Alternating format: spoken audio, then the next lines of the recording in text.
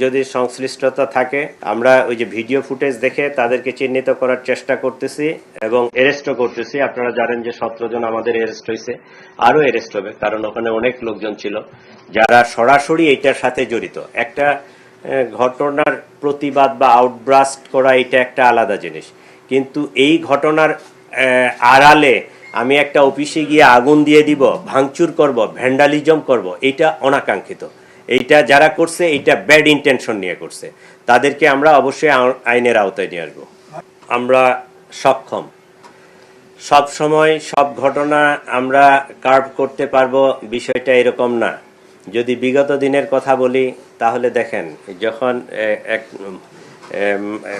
Public sentiment একটা grow করে, এটাকে রিজেন্টমেন্ট করার জন্য রাষ্ট্রীয় যে সক্ষমতা, সেটা রাষ্ট্র তো সর্বোচ্চ পর্যায়ে সেটার ব্যবহার করে।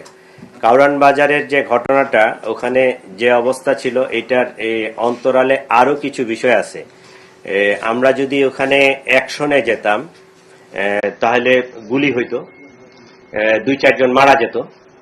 পাল্টা তারা পুলিশকে, আমার ওখানে যে পুলিশ ফোর্স ছিল, পুলিশ ফোর্সের উপর আক্রমণ করত এবং আমরা জানি না যে তাদের মনের ভিতরে কি ছিল। যদি পুলিশ 2-4 জন সদস্য আমার সেদিন নিহত হইতো, তাহলে আপনারা জানেন যে পুলিশ জাস্ট 1 বছর আগে বিরাট একটা ট্রমা থেকে আমরা তাদেরকে এই পর্যায়ে নিয়ে আসছি। সামনে ইলেকশন, এই পুলিশের যদি আবার নতুন করে ক্যাজুয়ালিটি হয়, এই পুলিশটাকে দিয়ে আমি সামনে আগাইতে পারবো না। যে কারণে ওখানে আমরা অ্যাকশনে যেতে পারি নাই। কোনো হিউম্যান লাইফের কোনো অ্যাক্সিডেন্ট হয় নাই। এইটা আমি বলবো যে এই এত বড় একটা ইনসিডেন্টের আমাদের এটা অ্যাচিভমেন্ট, যে কোনো ধরনের ক্যাজুয়ালিটি ছাড়া জিনিসটাকে এটাকে ট্যাকেল দেওয়া গেছে। সম্পদ কিছু গেছে, ক্ষতি হয়েছে, সেটা হয়তো পূরণ করা সম্ভব, কিন্তু একটা হিউম্যান লাইফ যখন লস্ট হয়, এটা কোনো কিছুর বিনিময়ে আর ফিরে আনা সম্ভব না। যে কারণে আমরা ওখানে অ্যাকশনে যাই নাই। অ্যাকশন গেছি যতটুকু আমরা প্রয়োজন মনে করছি, যতটুকু আমাদের অবস্থা ছিল সেটা। অ্যাকশন যেটা সর্বোচ্চ অ্যাকশন, যেটা গুলি করা পর্যন্ত যেতে পারতাম আমরা, কিন্তু আমরা ওইটা অ্যাভয়েড করার চেষ্টা করছি। কারণ যে পরিমাণ ওখানে জনবল ছিল, পাবলিক ছিল 4-5 হাজারের মতো, এইখানে আমার 50 জন 100 জন ফোর্স নিয়ে অ্যাকশনে গেলে আমার পুলিশের এবং পাবলিকের বোথ সাইডে ক্যাজুয়ালিটি হওয়ার সম্ভাবনা ছিল। এই সম্ভাবনায় আমাকে পরিস্থিতি বিবেচনা, অনেক সময় আমার স্থান কাল পাত্র ভেদে আমাকে অ্যাকশনটা নিতে হবে। আমি ইচ্ছা করলেই সব জায়গায় ফায়ার ওপেন করতে পারবো না, এটা করা উচিত না। পুলিশ তো ঘটনার আগেই পৌঁছেছে, তারপরে তো পুলিশ এটা প্রটেক্ট করার চেষ্টা করছে।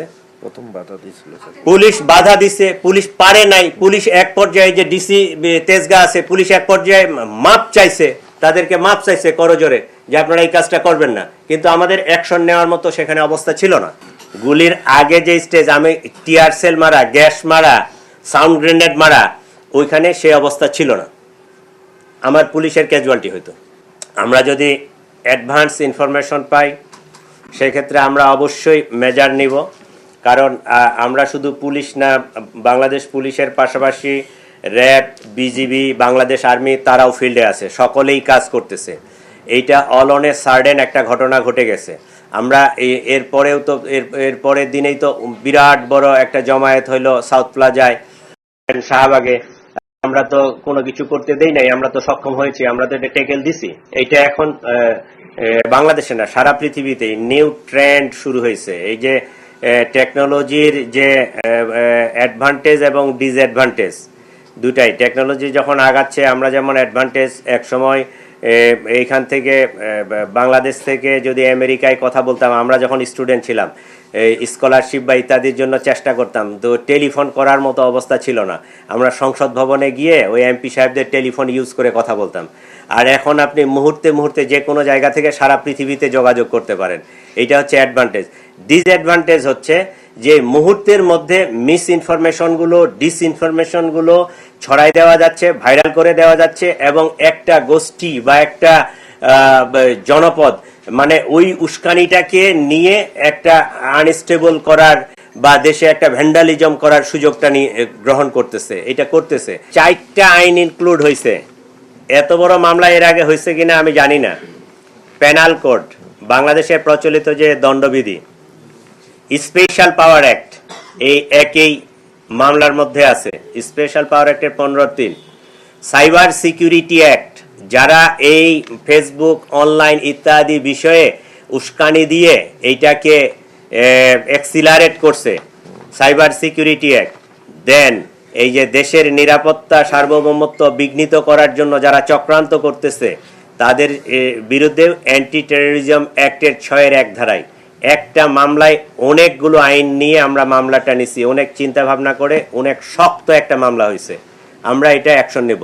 আপনারা পেনাল কোড, স্পেশাল পাওয়ার act, cyber security act, anti terrorism act, 4টা আইনে একটা মামলা হয়েছে।